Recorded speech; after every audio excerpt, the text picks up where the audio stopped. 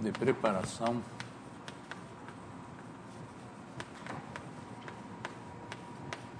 de Weierstrass.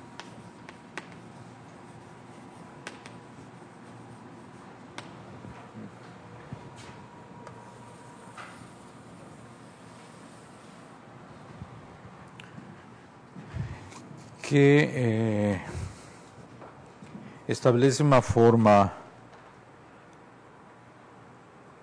especial para os germes de funções regulares holomorfos. Então, se F é um germe em zero de uma função holomorfa regular de ordem nu na última variável, então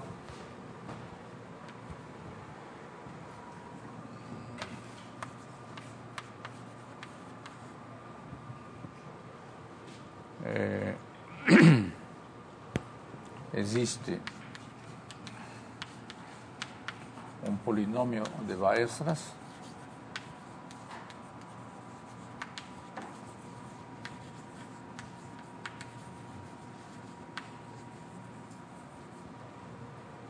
que vamos denotar por H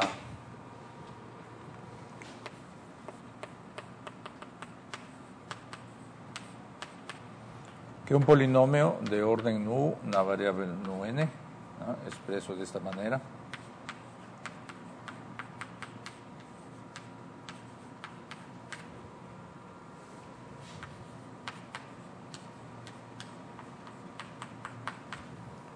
Mas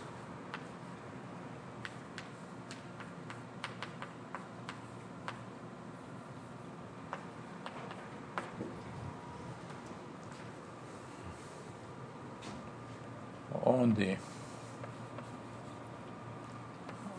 todos os AJs em zero se anulam,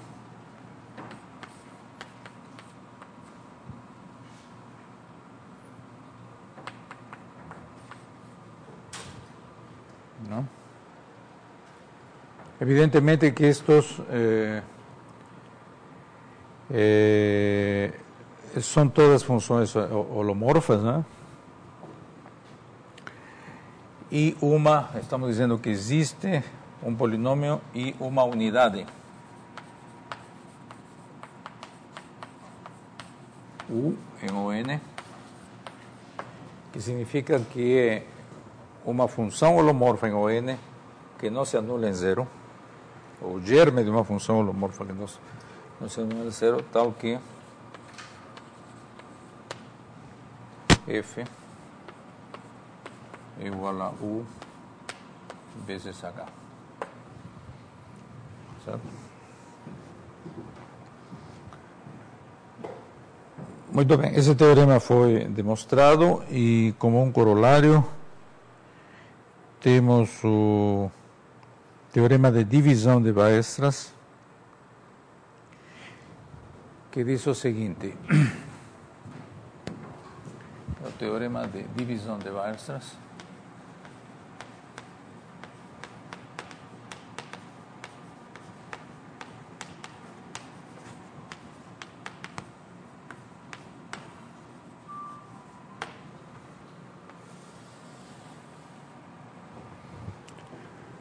que diz o seguinte: dado um polinômio de Weierstrass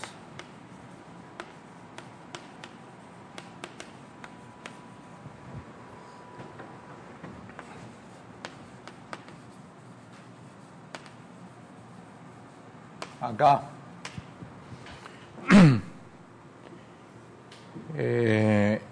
não vamos desta vez, não precisamos escreverlo explícitamente, mas ele se expressa com coeficientes germes de funções holomorfas em Cn Aqui deveríamos ser mais precisos. Dado o germe de um polinômio de Weierstrass, H, então, para escrever isso, fazemos isso. Para qualquer germe de função holomorfa, vamos dizer, de grau nu,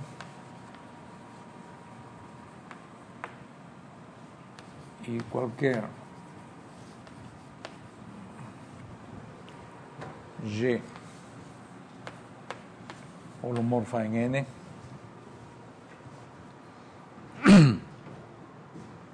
qualquer F holomorfa em N, existe G em ON, tal que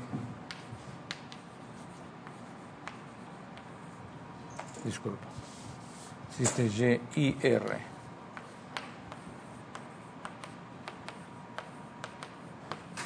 tais que F se expresa como G vezes H mais R com grau menor do que.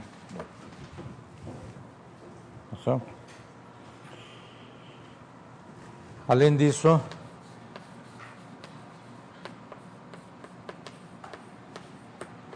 se F é de fato um polinômio em Zn com coeficientes em ON-1, então G também vai ser.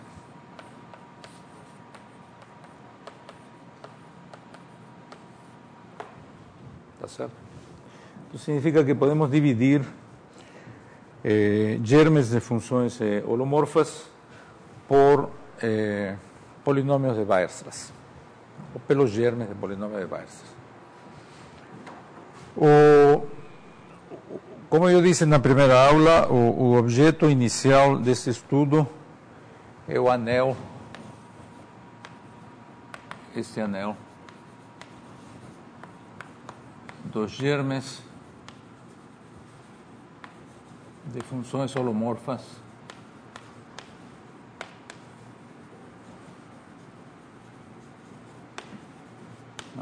em zero. Tá certo? Se vocês querem germes em zero de funções holomorfas de C. E então, como corolário desses dois, ou como uma aplicação desses dois teoremas, nós vamos derivar algumas propriedades deste anel. Nós já provamos na aula passada de que esse aqui é um domínio de integração, no sentido de que se multiplicam duas funções que estão nesse anel e se esse produto é zero, então um dos fatores é nulo. Uma outra propriedade importante nesse estudo é de que esse anel é um anel noetheriano.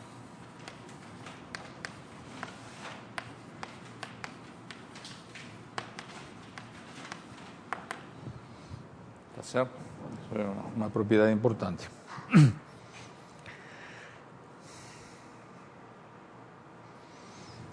Isso significa de que qualquer ideal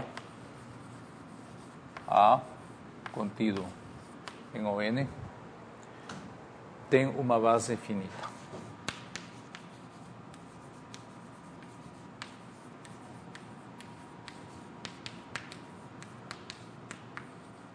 Vamos demonstrar isso, certo? Inclusive como uma aplicação desses teoremas. Então, demonstração desse fato.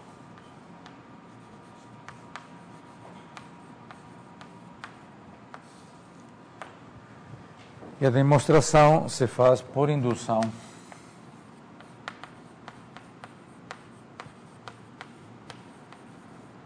em N. E os procedimentos são sempre semelhantes. Vocês vocês demonstram uma propriedade para N baixo, N igual a 0, N igual a 1, supõem essa propriedade válida em ON-1, demonstra-se de que essa propriedade é válida para polinômios com esse coeficiente, e pelo teorema de divisão ou pelo teorema de preparação é válida em ON. Tá certo? Esses são os argumentos, a maneira geral de utilizar estes dois teoremas. Então, no caso, quando n igual a 0, se n igual a 0, este ON se reduz ao corpo coeficiente C, né, que de fato é um corpo, e então é obviamente noetheriano. Então vamos supor que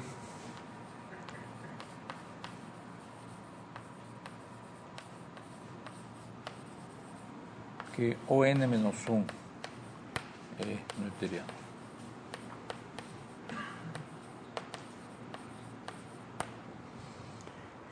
Existe um teorema, que é o teorema da base de Hilbert, que é um teorema que vale a pena vocês estudarem em paralelo à sua demonstração, que diz o seguinte, que se ON-1 é noetheriano, então o anel dos polinômios numa nova variável também é noetheriano.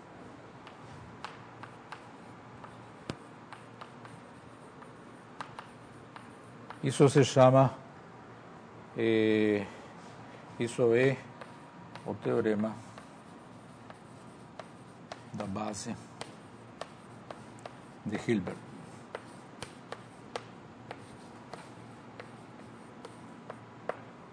Certo? Então, se trata de provar agora de que qualquer ideal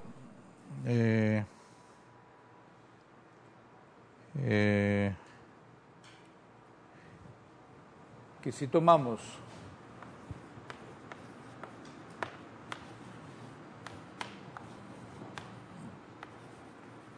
um ideal qualquer,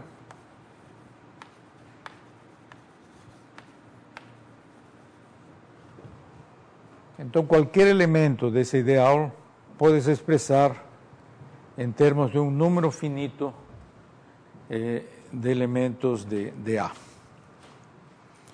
Então, vamos tomar um elemento arbitrário não nulo, H. Então, tomemos um H em A de ordem regular,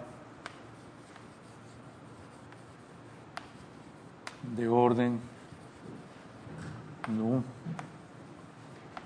em Zn. Nós temos um conjunto de variáveis, né, Z1, Zn, que são um sistema de coordenadas em torno de 0 para o Cn. Então, vocês, se ocorre de que em alguma direção H não é regular, vocês mudam o sistema de coordenadas de maneira de que H seja regular. Tá certo? Em alguma direção. Isso significa de que tenha zeros isolados, um zero isolado de uma certa ordem que estamos definindo como de ordem nu. Certo? Então, sendo regular de ordem nu em Cn,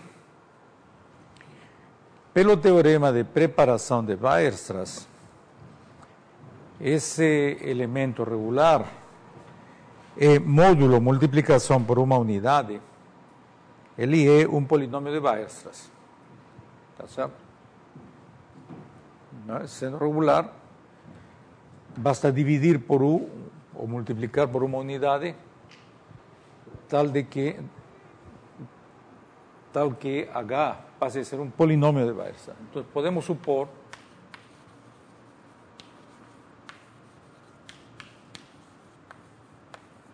que H, de fato, que está no ideal, A, de fato é um polinomio de Weierstrass, logo está também, tem essa expressão. Tá certo?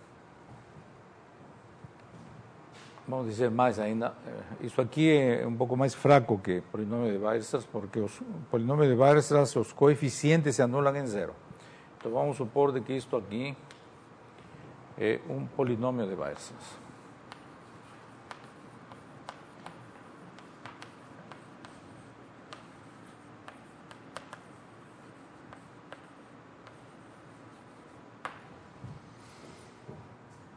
E aqui já podemos dizer de que como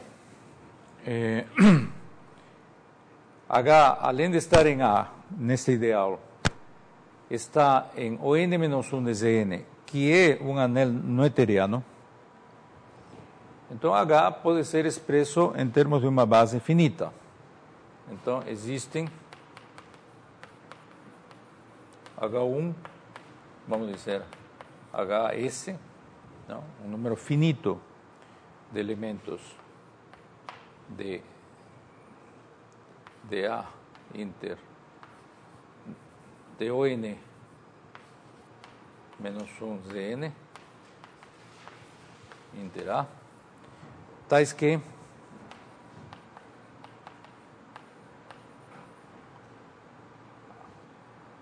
H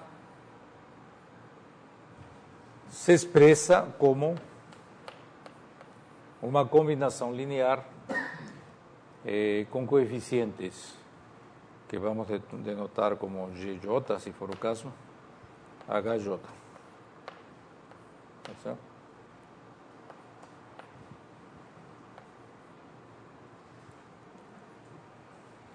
Correto? Então, o que estamos fazendo? Estamos dizendo, por esta observação, este é um anel noetheriano. Se nós tomamos nosso ideal original e interceptamos com ele, esse resultado é um ideal dentro deste anel. Então, pelo teorema de Hilbert, então existe uma base finita para esse ideal. Então podemos expressar esse H em termos dessa base finita. Tá certo? Mas o nosso problema é mostrar que A, que está em ON, tem base finita. Então, dado agora um elemento arbitrário, dado F em A arbitrário, nós queremos expressar ele também como uma base finita de elementos de A. Tá certo? Então, dado F em A, vamos dividir esse F, não é, pelo H, que é um polinômio de Weierstrass, e vamos aplicar o teorema de divisão. Não é? Nós temos aqui um polinômio de Weierstrass, dado qualquer F, existe um G e um R com essas propriedades. Então, dado F em A, existe, pelo teorema de divisão, G em ON, tá certo? E R em ON-1 de Zn, tal que F é igual a G vezes H mais R, onde grau de R é menor do que nu. Tá certo? Então, daqui vemos de que como F está em A, por hipótesis, e H está em A, multiplicado por um elemento de ON, isso aqui está em A. Então, isso implica de que R está em A. Tá certo? Mas ele também está aqui.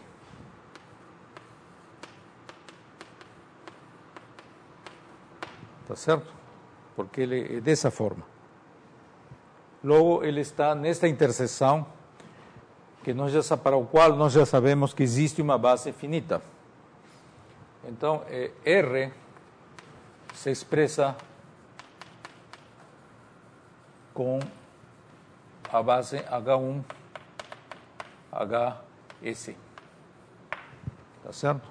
Então, este R pode ser expressado, como de fato está aqui, né, por meio de um número finito de elementos de A. Tá certo? Acontece de que H também, porque H está expresso dessa maneira. Então, como H está expresso dessa maneira e como R também, isso implica de que F é gerado por H1 até HS. Tá certo? Como nós não fizemos nenhuma hipótese sobre o F em A, isso significa que qualquer elemento do ideal A pode ser expressado em termos de uma base finita, que foi a base para a qual nós tivemos um polinômio de Weierstrass, na qual ele se expressava de maneira finita. Muito bem. Essa propriedade é uma propriedade crucial, embora tenha uma demonstração elementar, é uma propriedade crucial para esse anel.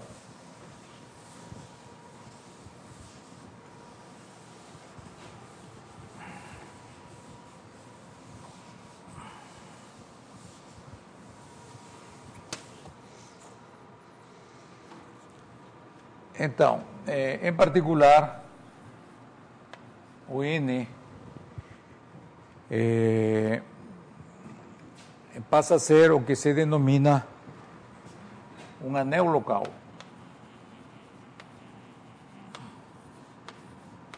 Um anel local. Esse é um fato. Um anel local é um anel para o qual as não unidades, os elementos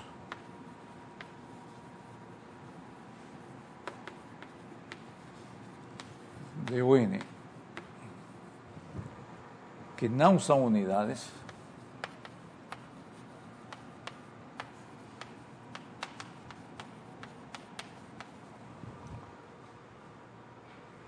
formam um ideal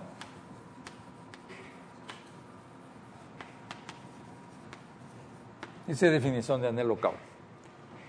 Que os elementos que não são unidades formam um ideal.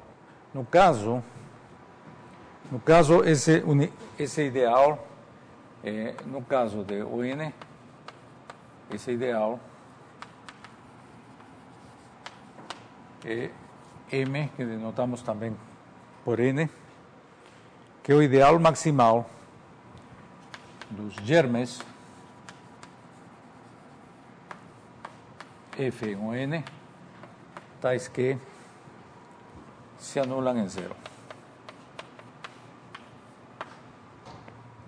Certo?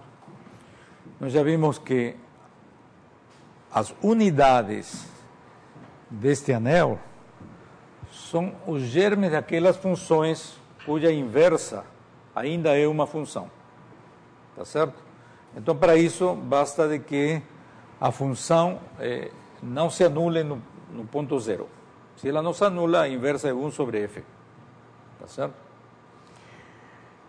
Então, de outro lado, as que não são unidades, logo, são os germes que não se anulam em zero, formam de fato um ideal, que é o ideal que vamos denotar por M, que é um ideal maximal.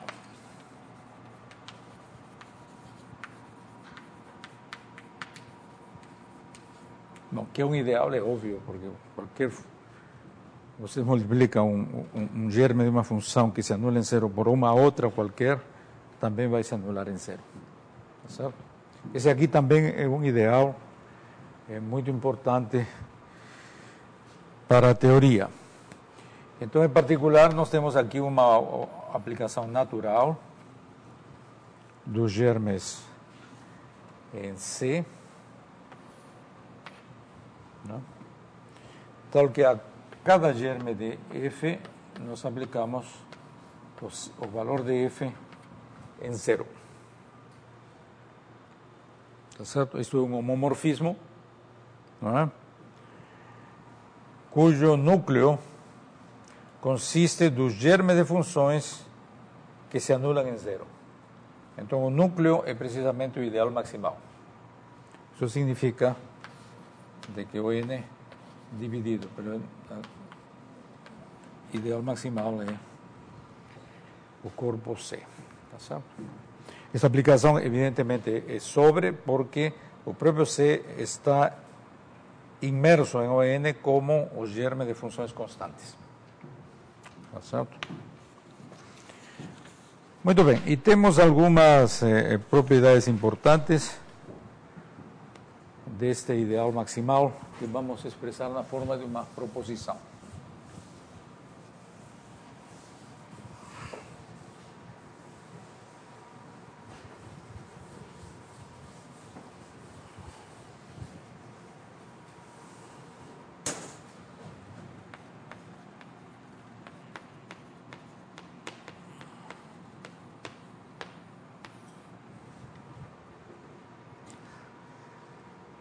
Bom, o primeiro é, a primeira afirmativa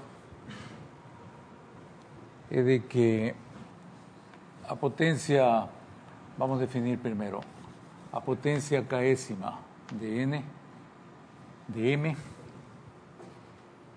não, é o ideal gerado pelos produtos GI, K vezes, onde cada um dos GIs pertence a N. Certo? É a potência do ideal. Então, a primeira propriedade desse ideal é de que a sua potência késima, tá? Isso está contido, evidentemente, em N, tá? É formada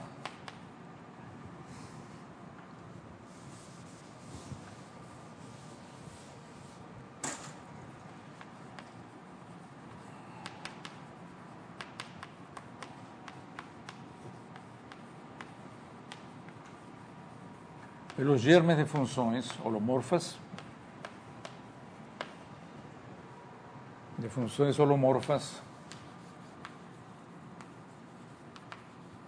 de ordem maior ou igual a K. O que é isso? Toda função holomorfa em zero, ela tem um desenvolvimento em série. Então, a função, quando vocês vão desenvolvê-la em série, tem sua parte constante, parte linear, etc. Então, tem um primeiro termo com o qual ele aparece, são os termos homogêneos de ordem L. A seguir vem os termos homogêneos de ordem L mais 1, etc. Mas existe um menor L, tá certo? Esse L é a ordem. Tem um menor que não se anula. Esse L é a ordem de F no ponto zero. Tá certo? Então, este ideal é constituído pelos germes de funções que começam no seu desenvolvimento de Taylor com termos de ordem pelo menos K. Tá certo? E segundo, é que se vocês tomam a interseção de todos os ideais MK a partir de 1 até infinito, isto de fato é zero. Tá.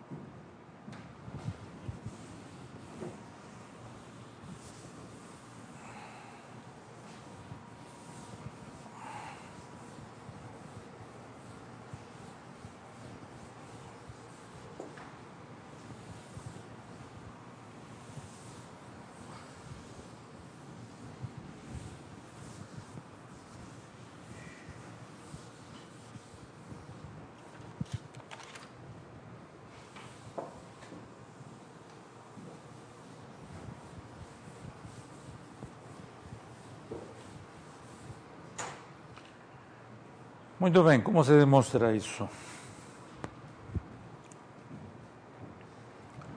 A demonstração é relativamente simples.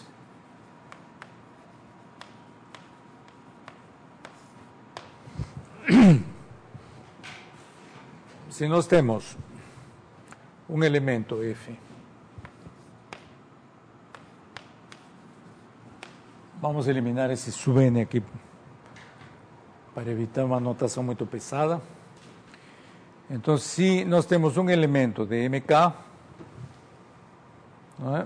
Aqui, então, como ele é gerado pelos produtos de elementos que se anulam em zero, então estes GI pelo menos se anulam com ordem 1 em zero, porque são elementos de M. M é o ideal das funções que se anulam em zero. E como vocês têm aqui K elementos, então isso aqui pelo menos começa com termos igual a K. Então isso é mais ou menos óbvio.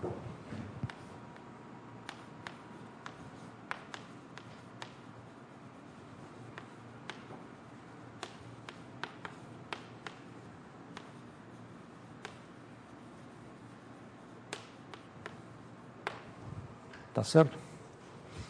Agora, na outra direção, se F em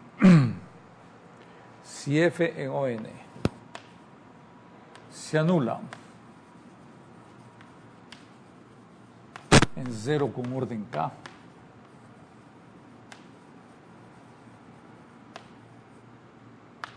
isto é, se no seu desenvolvimento de Taylor, F começa com um termo, FL, onde L é maior ou igual do que K, então nós queremos demonstrar de que esse elemento, de fato, está na potência késima de M. Tá certo? Então, o que nós queremos provar é de que isso implica de que F está em MK. Então, isso se faz por indução. De novo,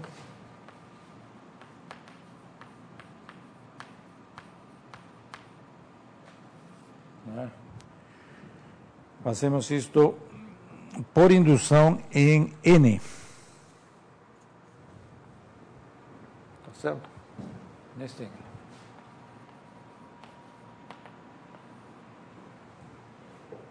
Então, quando n é igual a 1,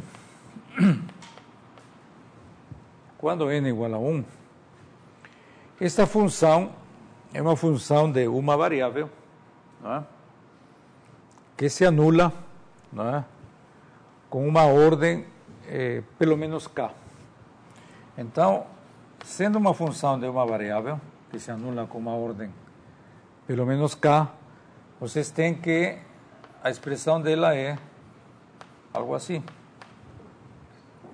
tá certo? Em que H é holomorfa, né?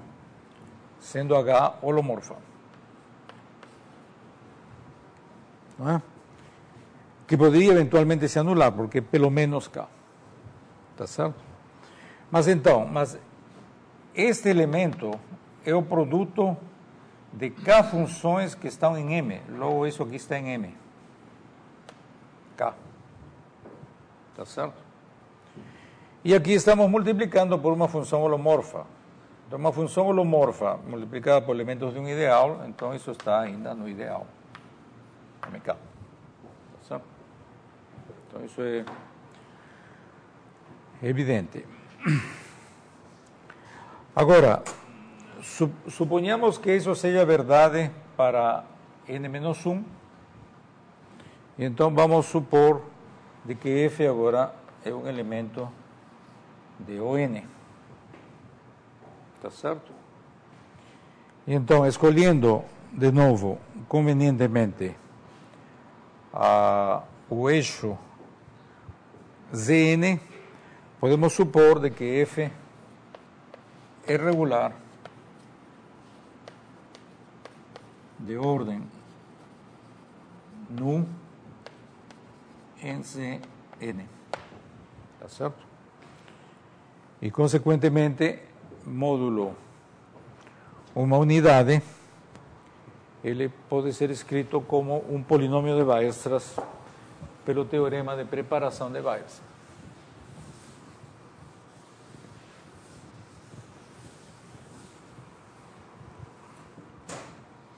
Então, F, pelo teorema de preparação de Weierstrass, é uma unidade multiplicada por Zn a potência nu mais A1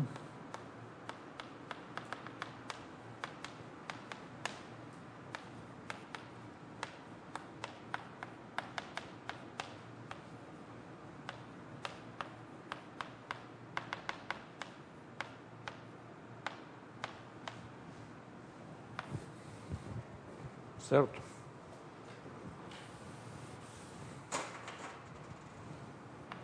Então, essa é a expressão, correto? Em que nós sabemos que os AJs em zero se anulam.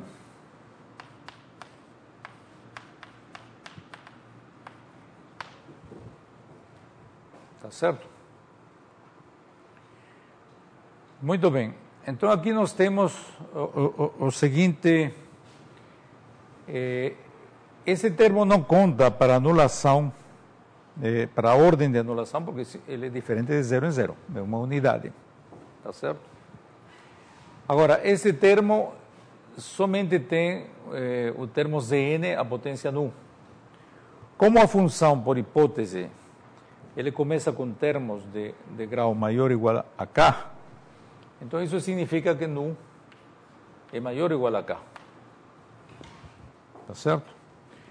Como este segundo termo tem ordem nu menos 1, isso significa de que A1, que é a ordem de A1,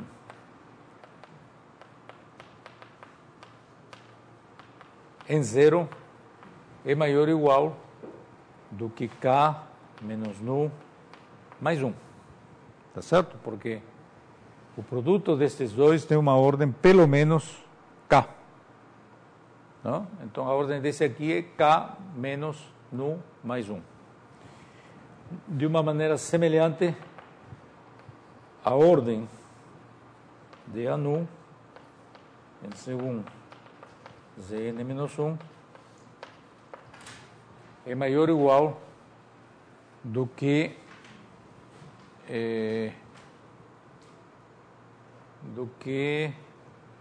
K. Tá certo? Perfeito, porque isso aqui ele tem que ter uma ordem maior ou igual do que K, porque todos os termos têm que ter ordem maior ou igual do que K. Mas agora nós temos funções que de fato são funções de n menos 1 variáveis.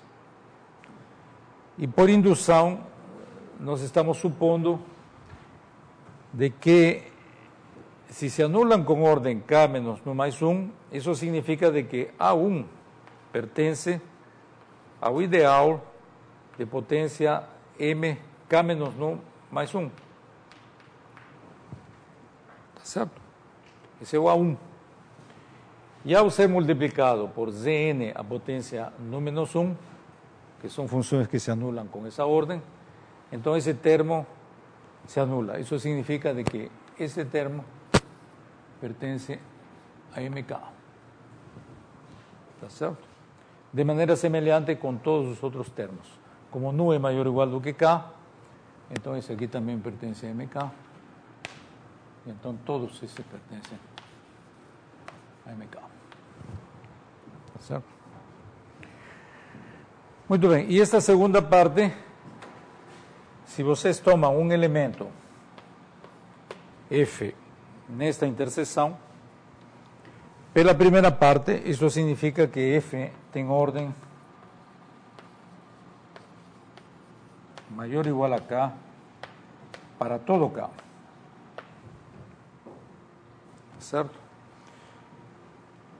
como f é uma função holomorfa, isso significa de que ele começa com ordem L, qualquer que seja L.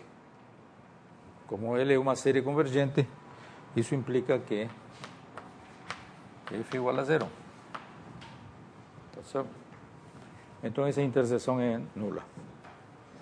Esse é um fato que nós vamos utilizar de maneira frequente no futuro. Muito bem. Então essas são aplicações, se vocês têm uma ideia agora de como se aplica o teorema, como se aplicam os teoremas de preparação e de divisão de Weierstrass. Muito bem, vamos então passar ao estudo o objeto principal deste curso, que são os subconjuntos analíticos.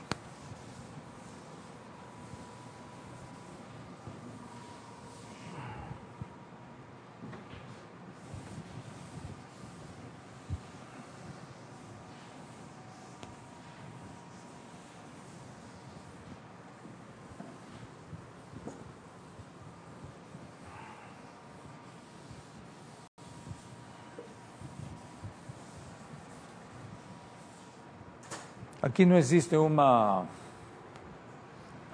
nomenclatura completamente estabelecida na língua portuguesa, então estamos adotando como definição de subconjunto analítico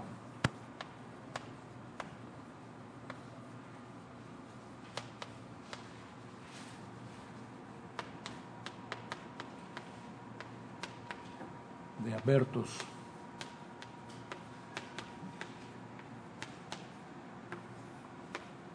de Cn, o que normalmente se denomina de maneiras variadas como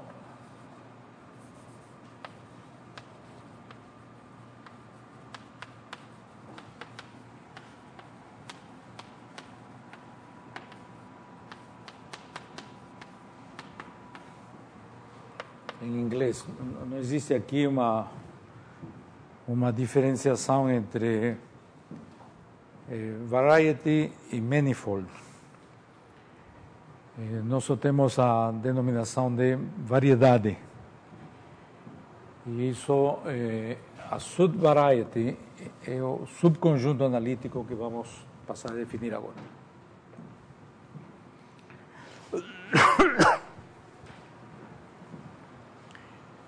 Então, estamos falando de abertos de Cn, tá certo? E de subconjuntos dentro desses abertos, aos quais vamos chamar de subconjuntos analíticos, certo? Então vamos dizer de que um subconjunto V, tá? V contido em U é um subconjunto analítico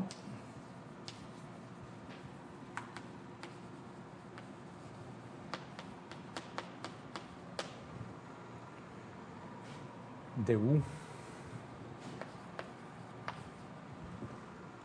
se para todo ponto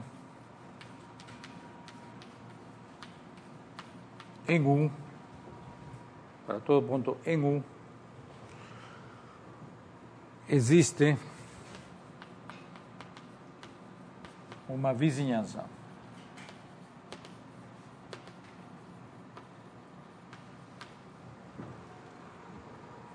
U sub P, aberta, U sub P, do ponto P, tal que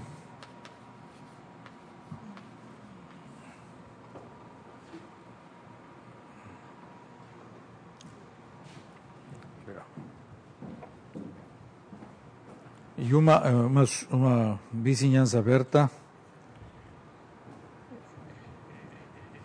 U sub P e funções holomorfas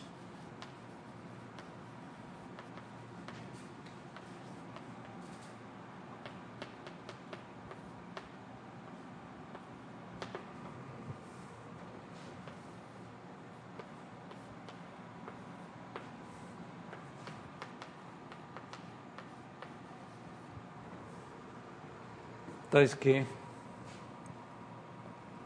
V inteiro sub P é o conjunto de pontos que é em U, tais que F1 de Q igual F2 de Q igual FR de Q igual a 0. Certo?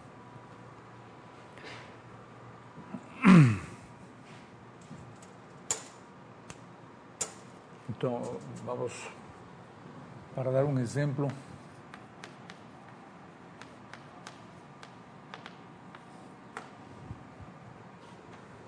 tomemos em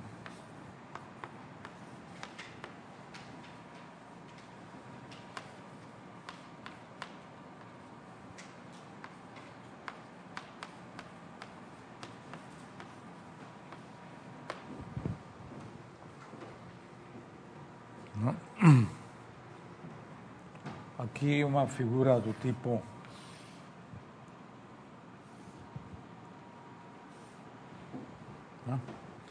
esse aqui é o conjunto de pontos, tem C, isso aqui esse é o exemplo de V, certo?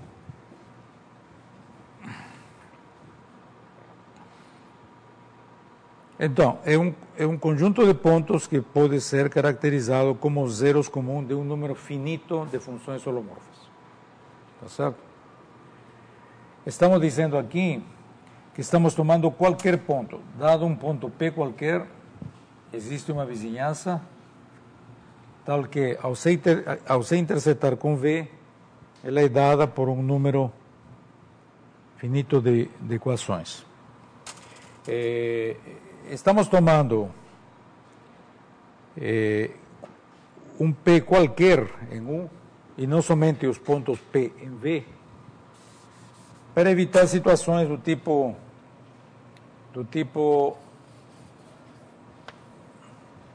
ou mesmo desse tipo, né, que convergem aqui, digamos, a uma.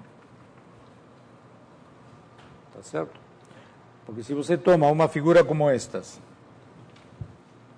e você toma qualquer ponto P nela, então, de fato, aqui vocês vão ter uma função que caracteriza essa curva.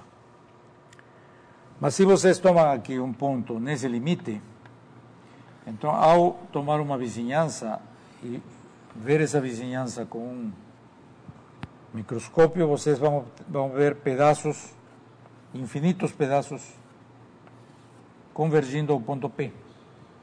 Tá certo? E isso aqui não é o local, não é o zero de um número finito de funções.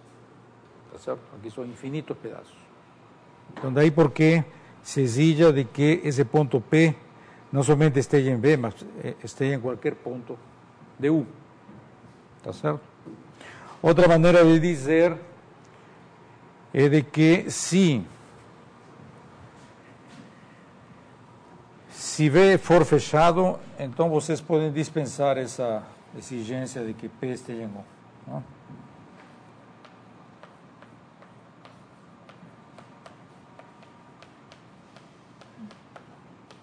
Então basta tomar P em B. Tá certo? Porque se V for fechado, então, dado qualquer ponto P, sempre existe uma vizinhança, o complementar é aberto, dado um ponto fora do V, sempre existe uma vizinhança que não interseta V. Então, isso aqui é satisfeito. Tá certo? Esse conjunto, por exemplo, não é fechado. Tá?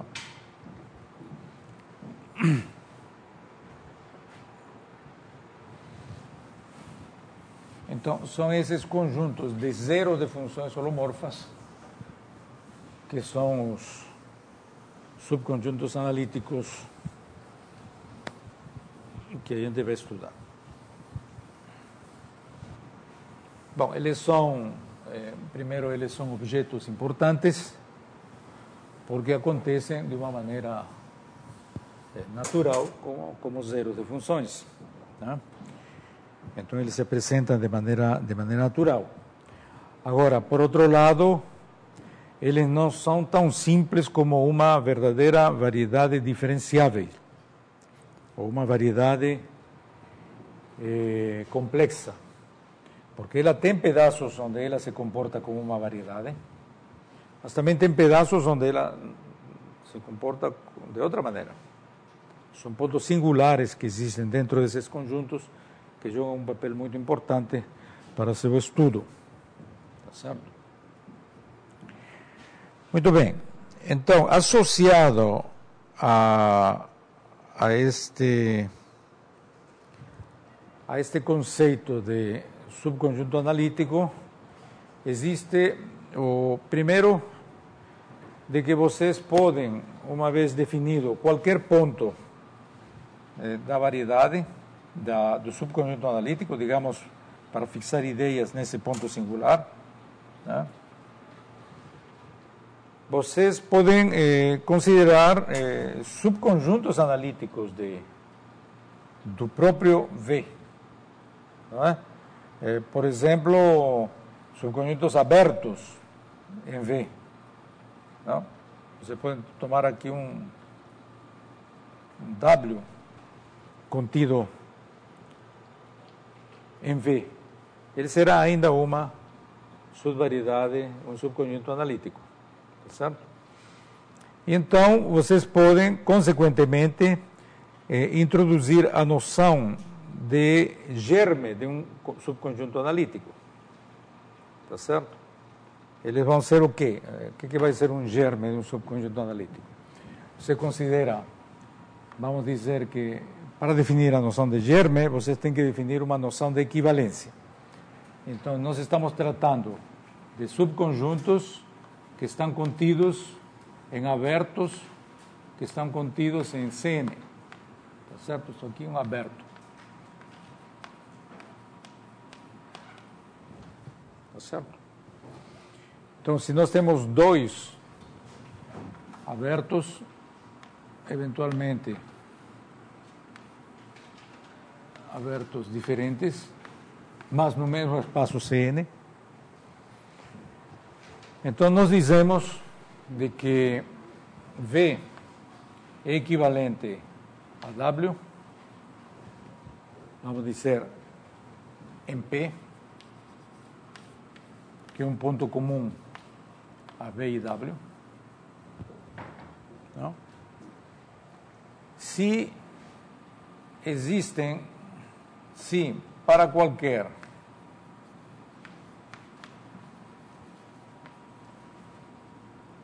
quaisquer abertos,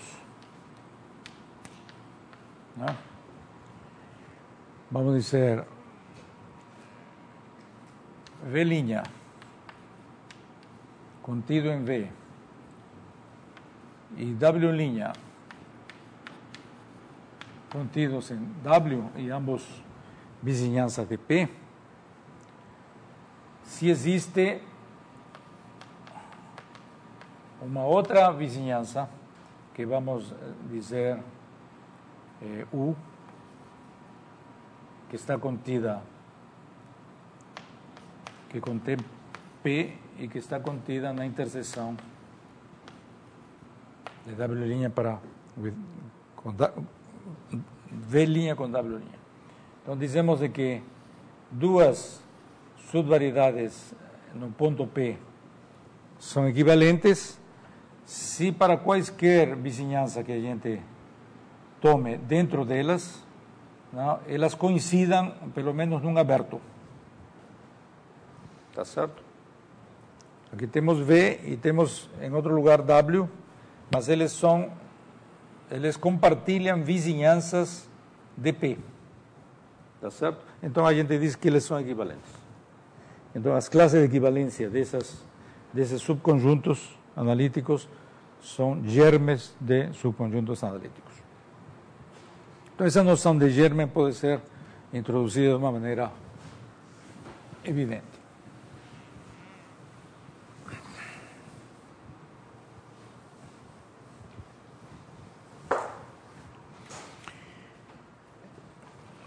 Muito bem. Então, para cada germe, se nós tomamos um V, vamos dizer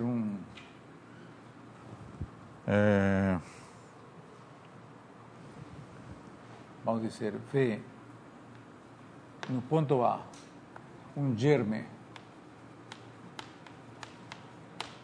de subconjunto analítico,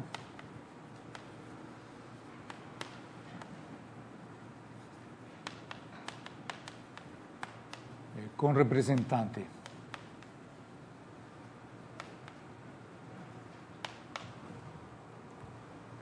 um subconjunto V que está contido numa vizinhança aberta dentro de Cn, tá certo? Então definimos o ideal de V sub A como sendo o conjunto de Fs que são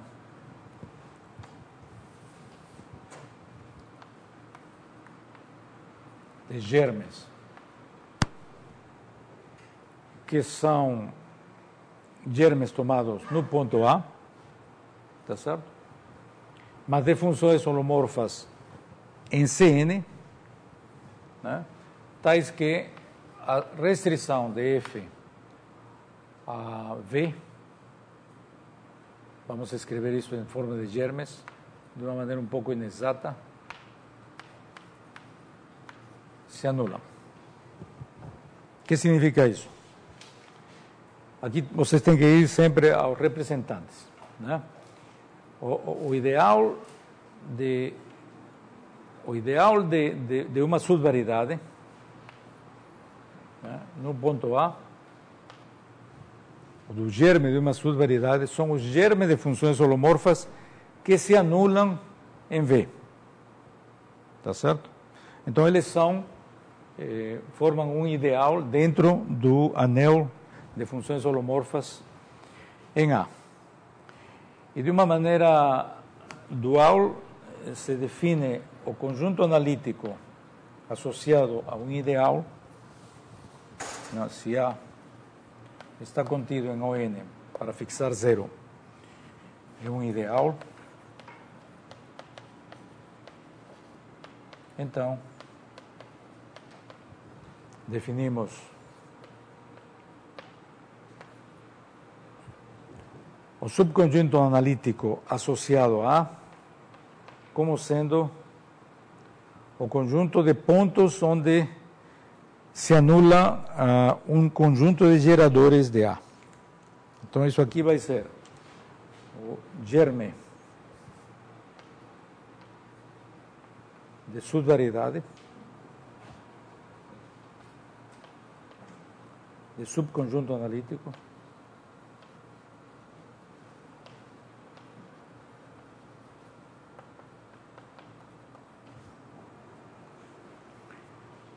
estamos tomando em zero,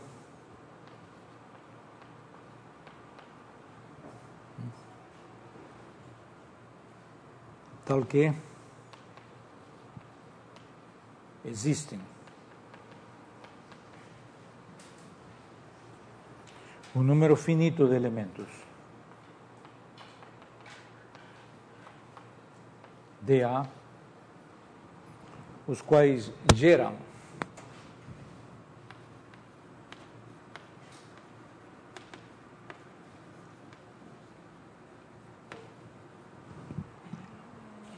A, e tal que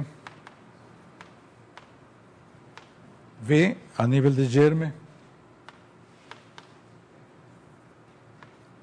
é igual a V a nível de germe é igual a F1 igual a tudo germe igual a 0. Então, sim. Fiquei um pouco em dúvida na definição dessa equivalência. A definição dessa equivalência é o seguinte: vocês têm dois conjuntos, V e W. Ambos contêm o mesmo ponto. Tá certo? Então você vai dizer de que esses são equivalentes, né? Se numa vizinhança de P, se você tomar uma vizinhança de P, tanto em V como em W, existe uma vizinhança menor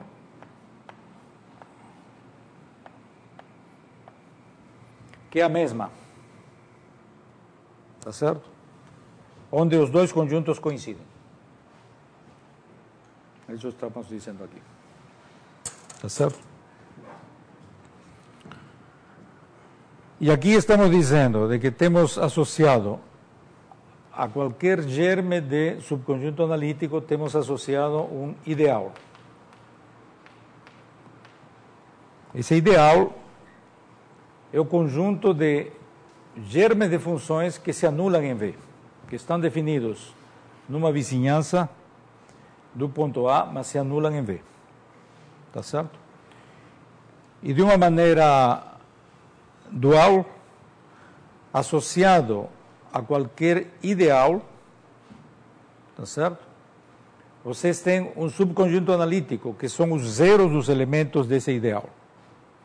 Mas para termos o conjunto de zeros dos elementos desse ideal, basta ter um conjunto finito de geradores, tá certo? E o conjunto onde esses geradores se anulam. Como os ideais em o N é um anel noetheriano, então qualquer ideal vai ter um conjunto finito de geradores. Então essa é uma noção bem definida, tá certo? Então vocês têm ao conjunto analítico associado a um ideal e a qualquer ideal associado a um conjunto analítico. Essa passagem de um para outro não é necessariamente uma inversa da outra. Existe uma série de propriedades que podemos enunciar aqui como um teorema e que são mais ou menos elementares de verificar. Não? Vou tomar nota de algumas delas. Então, por exemplo, se V1 são suas variedades, são subconjuntos analíticos, e um está contido no outro, então os seus ideais invertem esta relação.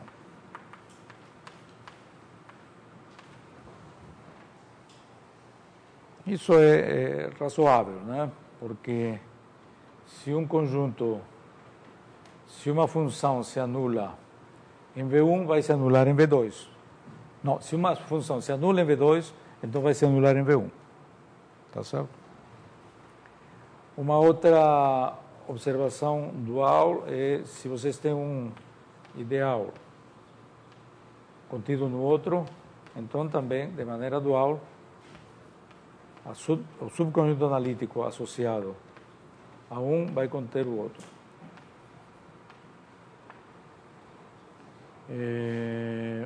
Algumas menos triviais.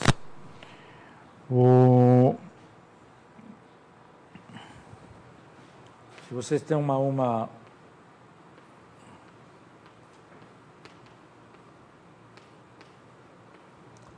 um subconjunto analítico, então, digamos que vocês tomam aqui um F em V, então, o local onde F se anula, né? Então, se tomamos aqui desculpa, aqui não é F, vamos tomar aqui, isso aqui se tomamos um P nesse subconjunto, né? Então, f de P vai ser zero para todo f que está no ideal de B. Tá certo?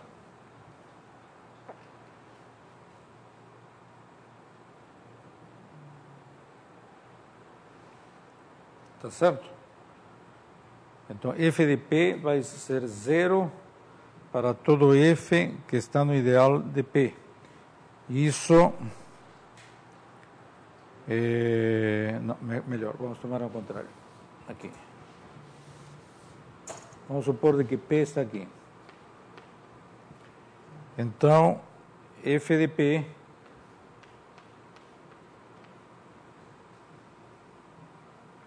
é igual a zero para todo f no ideal de V.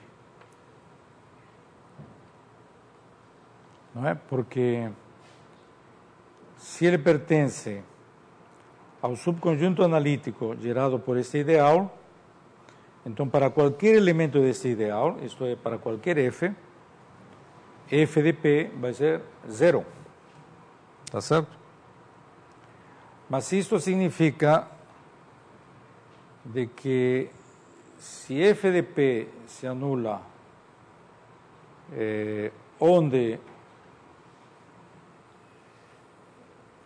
nos pontos em que do ideal de B, então isso implica que na realidade P está em V. Tá certo? E isso é recíproco. Então isso vai implicar que P está em V se P está em log de I de B. Isso não é verdade para ideais. Isso aqui é uma sutileza que vale a pena chamar a atenção.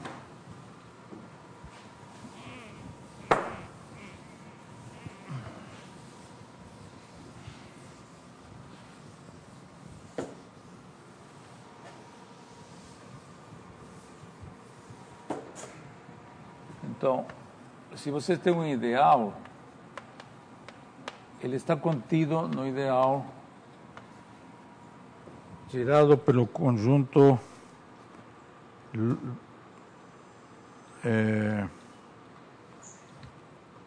isso aqui é mais ou menos óbvio, porque se vocês tomam f no ideal,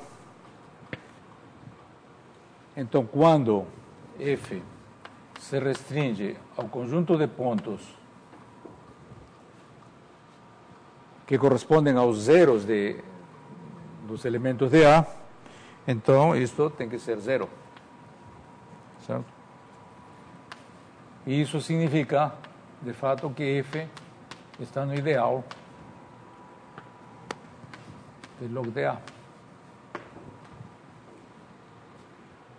Agora, na outra direção, isso aqui não é necessariamente verdade. Tá certo? Por quê? Porque suponhamos que nós temos um ideal de funções em dimensão 2, né?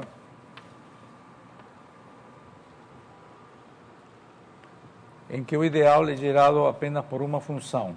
Qual é a função? A função f de xy igual a y2. Aqui temos coordenadas, né? Xy em C2. Tá certo? Então f é uma função em C2 dada por y quadrado. Então, se vocês vão ver o conjunto analítico definido por este ideal,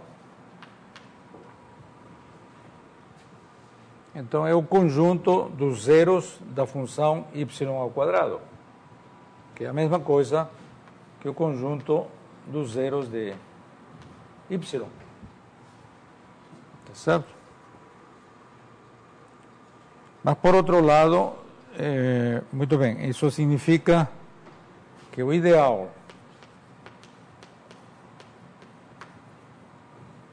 é o ideal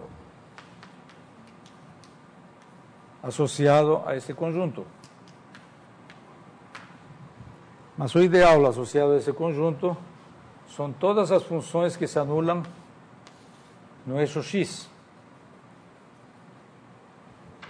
Tá certo? Todas as funções que se anulam no eixo x. E não apenas aquelas que são múltiplos de y². Então, são, de fato, todas as funções que se anulam da forma...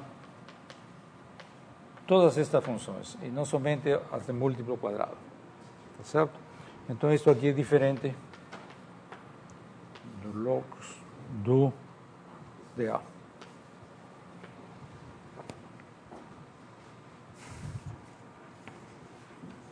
Bom, vocês podem se entreter provando coisas do tipo, se duas variedades, dois subconjuntos analíticos coincidem, então seus ideais também.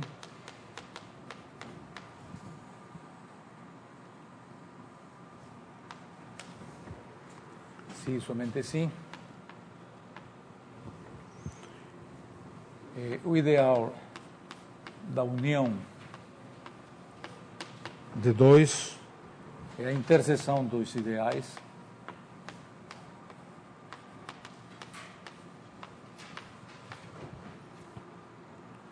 E também que o ideal da interseção é a união dos ideais. Certo?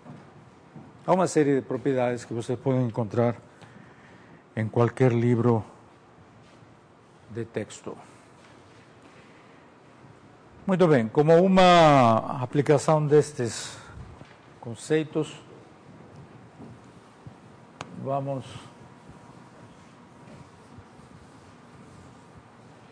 estabelecer uma relação entre propriedades analíticas e propriedades algébricas destes anéis e ideais. Então, é o seguinte teorema. Mas antes uma definição. Nós vamos dizer de que um germe de subconjunto analítico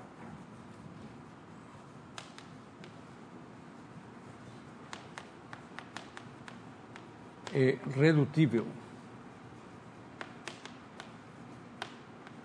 se pode ser escrito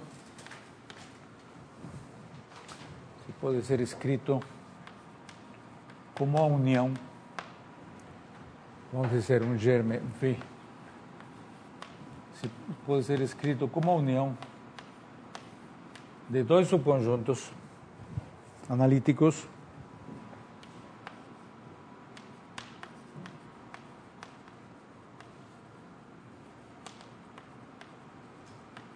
melhor, germe de subconjuntos analíticos tais que sejam diferentes de B.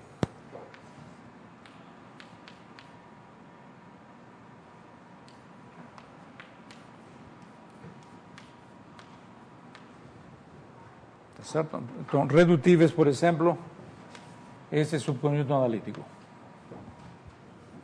Não? É a união de duas partes, B1, B2. Esse conjunto é o conjunto dado por xy igual a 0. Tá certo? Então é a união de duas componentes. Xy igual a 0 é igual a x igual a 0, união y igual a 0. Então esse é um exemplo redutível. Tá certo? Esse aqui é um exemplo irredutível. Aliás, é um bom exercício provar de que isto é irredutível. Tá? Então, irredutível é o contrário. Tá? V é irredutível se não é redutível. Se não pode ser reduzido a duas componentes. Ou mais. Tá? Então, essa decomposição em componentes, né, é o que caracteriza geometricamente, inclusive, pode ser visto. Não é? Mas existe uma caracterização também algébrica que diz o seguinte: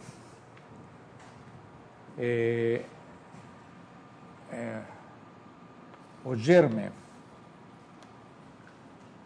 V é irredutível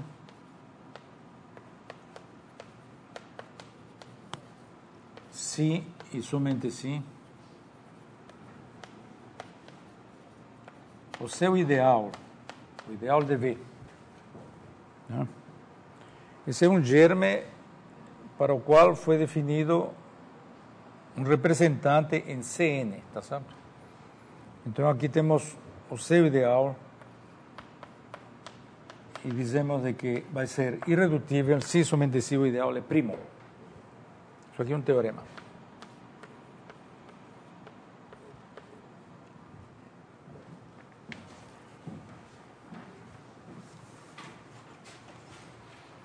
Vamos provar. Isso aqui é elementar, mas é ilustrativo provar isso.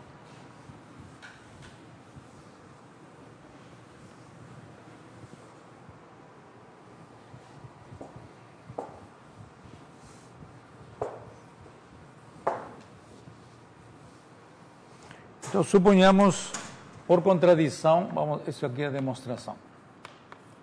Por contradição, por absurdo, vamos supor que V é irredutível, né?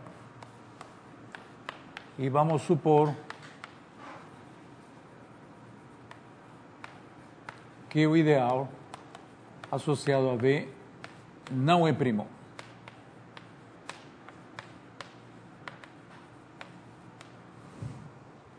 Tá certo? Que esse ideal não é primo.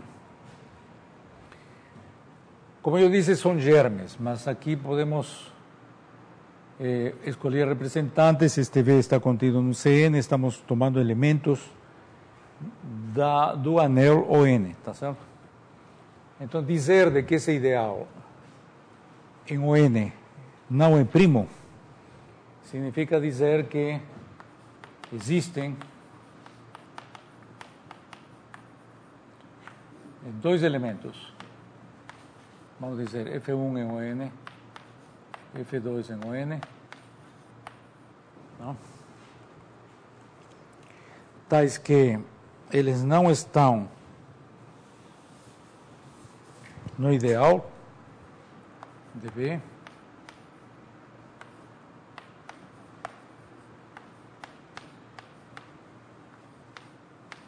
mas seu produto está.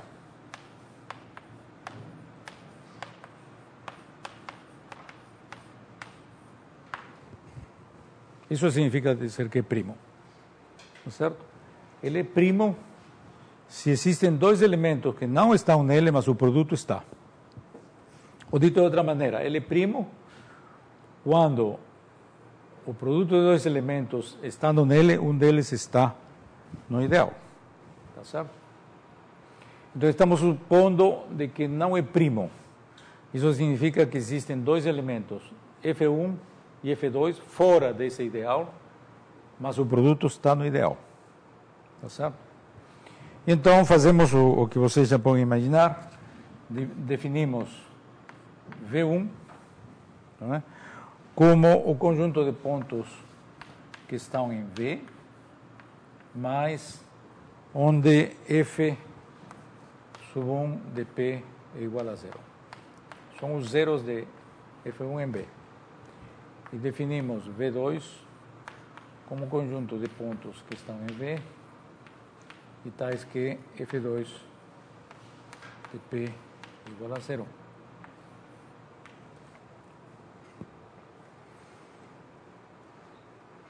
Tá certo?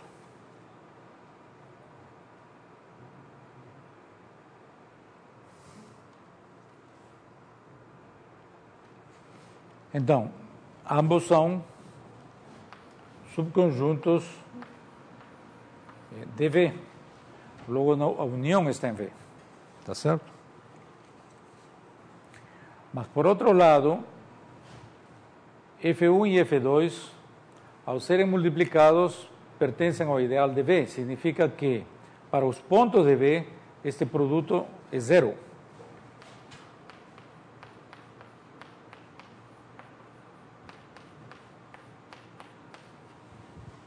Tá certo? Significa que, se P está em V, então esse produto é zero. Mas se este produto é zero, isso significa de que um dos dois é zero. Digamos, F1 de P igual a zero. Tá certo?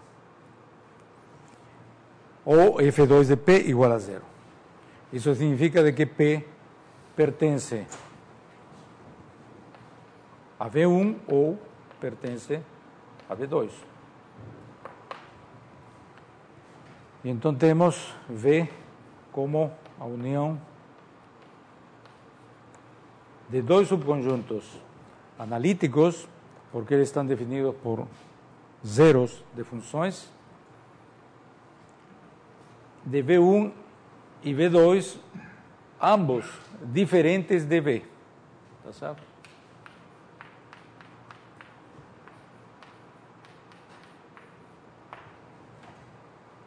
Porque eles não se anulam completamente em V. Tá certo? Então, isso é uma contradição. Num outro sentido,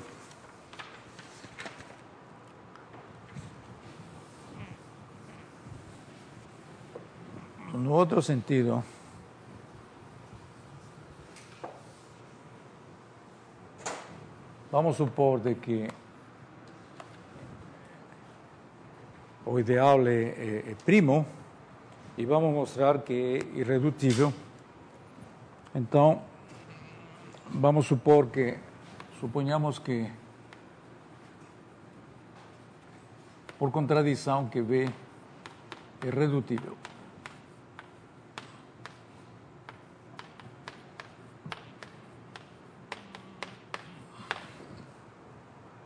Tá certo? Estamos supondo que o ideal de V é primo.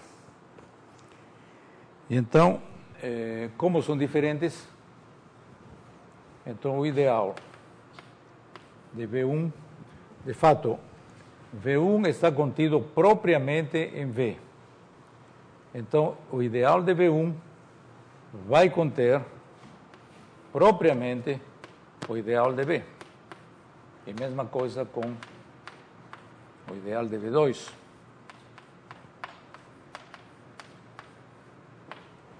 Tá certo? Não é? Isso, que significa isso aqui? Significa que V1 está contido em V, mas é diferente. E lá, uma das propriedades que a gente escreveu é que se V1 está contido em V, o ideal de V1 contém o ideal de V. Por isso estamos escrevendo isso. E então, como esses ideais são diferentes, aqui existe um elemento F1 neste ideal que não está no ideal de V. Correto? E aqui existe um elemento F de 2 que está no ideal de V2, mas não está no ideal de V.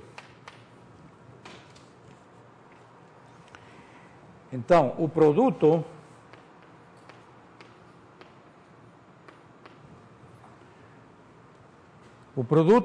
como esses são ideais, quando você toma um elemento do ideal de V1 e você multiplica por qualquer função holomorfa, ele vai estar no ideal de V1. Tá certo? Então, esse produto está no ideal de V1. Ao mesmo tempo, se F2 está no ideal de V2, multiplicado por qualquer coisa holomorfa, também vai estar no ideal de V2. Então, isso está no ideal da interseção. Tá certo? Desculpa. Está na interseção dos ideais. Tanto pertence ao ideal de V1 como pertence ao ideal de V2. Mas isto aqui é o ideal da união. E a união é V.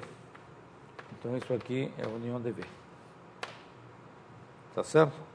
Então, nós temos aqui dois germes cujo produto está no ideal de V, mas nenhum deles, nem F2, nem F1, estão no ideal de V.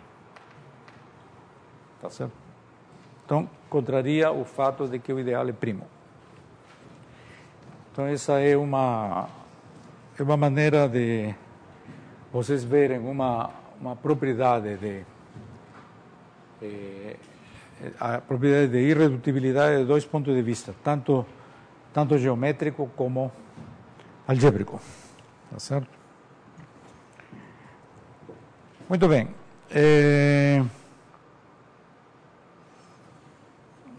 Temos aqui uma observação importante, e com isso vou concluir a aula de hoje, é que uma vez definida a noção de germe de subconjunto analítico, então é possível introduzir neles funções definidas nesses objetos. Então, digamos que temos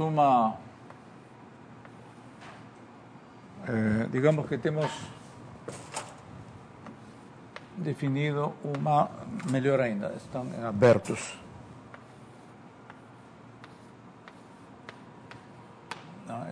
Digamos que este é um subconjunto analítico.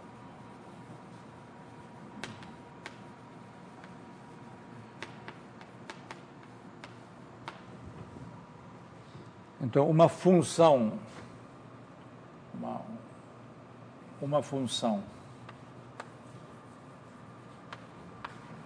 a valores complexos, F, é dita holomorfa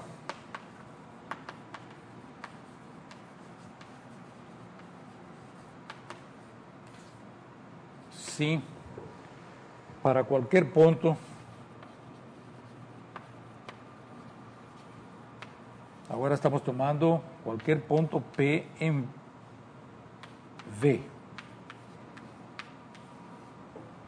Tá certo? Então temos aqui o V, estamos tomando aqui um ponto P arbitrário.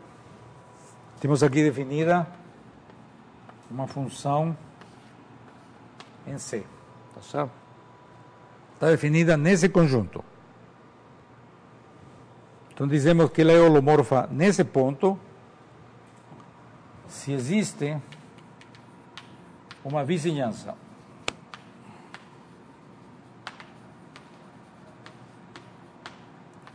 UP do ponto P contida em Cn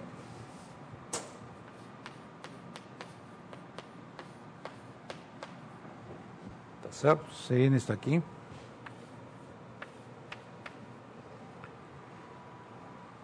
Então existe uma vizinhança que estamos chamando UP e uma função holomorfa F tilde definida em UP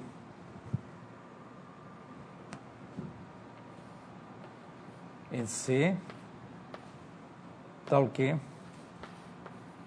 observen de que esta sí é holomorfa quando restrita aos pontos de UP que estão em V,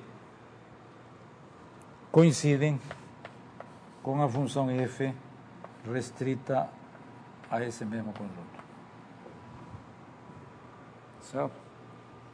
Então, isso significa, se primeiro tem definida uma função nos pontos de V, com valores em C, vocês vão dizer de que ela é holomorfa se para qualquer ponto essa função tem uma extensão holomorfa a uma vizinhança.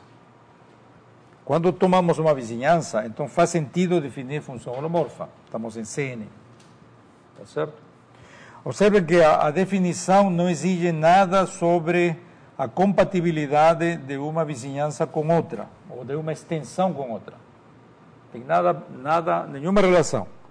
O que vocês precisam é de que, nesse ponto, essa função se estenda. É importante que vocês entendam bem essa definição, porque, na realidade, ao dizer para cada ponto existe uma vizinhança onde a função se estende a uma função holomorfa, nós já estamos garantindo, de graça, uma continuidade da função e, de fato, de que se é holomorfa num ponto, é holomorfa em pontos vizinhos. Então, não é uma definição pontual, é uma definição que depende é uma definição aberta, tá certo? Então, essas funções holomorfas, né, são funções definidas nesse conjunto, da mesma maneira de que funções holomorfas em N podem ser somadas, multiplicadas, elas também. Então, elas formam um anel, tá certo? Esse anel é o anel das funções holomorfas em V. Tá certo? É um anel de funções holomorfas em V. Então, é uma boa parte da análise complexa se reduz a estudar as propriedades deste anel. Tá certo? Então, a partir da próxima aula, a gente vai colocar mais ênfase sobre esse objeto.